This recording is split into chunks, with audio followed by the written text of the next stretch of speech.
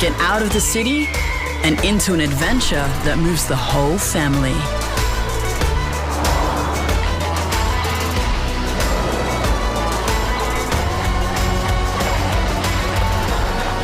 Prepare to be moved. The all-new Nissan X-Trail. On air, online and on your smart speaker.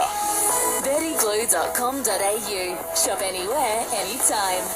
SAFM News Briefing. Hello, I'm Alicia McFarland. The federal government won't say if it'll reintroduce its key housing bill after the Senate delayed a vote until mid-October. It could consider skipping Parliament, taking legislation directly to the states to build up to 30,000 social and affordable homes. Greens leader Adam Bandt says the legislation doesn't go far enough to help renters. Many of whom are one rent increase away from eviction. With National Cabinet meeting in a few months' time and with Labor holding every seat on the mainland, it is up to Labor to stop out-of-control rent increases. Independent Senator Lydia Thorpe is blaming the federal government for her decision to oppose the voice to Parliament. She's announced her full support to the No campaign after what she's calling a breakdown in negotiations. The negotiation points were to implement the Royal Commission into Aboriginal deaths in custody, also the federal levers in the recommendations to the Bringing Them Home report. The government have made up all the excuses of why they can't do that. Police inquiries continue into the death of a Perth man with a disability, but they say there is no indication of criminal conduct. The 24-year-old died on Friday night after being handcuffed at the Perth Underground train station. The state's Transport Minister has received a briefing today from the Public Transport Authority. The world is closely watching the search for a missing submarine in the North Atlantic. 5 people are on board the vessel that's vanished while diving towards the wreck of the Titanic as part of a tourist. After this, there is no turning back.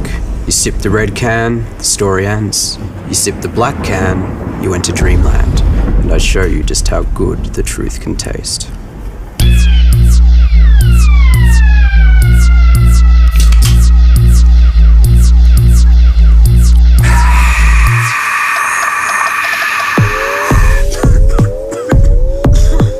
Take the Pepsi Max Taste Challenge.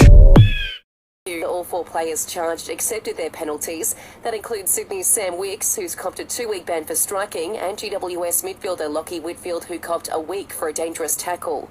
And 174 runs sit between Australia and victory in the opening Ashes test tonight. Former Aussie vice-captain Brad Haddon telling listeners Willow Talk podcast, we can't let the scoreboard stand still. Because all of a sudden then you lose one wicket, you put another one on that, then England are right back in the front of the game. Selling the family home? Miller, Juan and John put you first. This is SAFM weather. Cloudy and 12 degrees for the rest of the day across the Limestone coast. Tomorrow, showers developing, top of 12, and much the same on Thursday. Want more local news? Get free breaking news about our community. Download the Listener app, search for the Limestone coast, and add to your favourites now.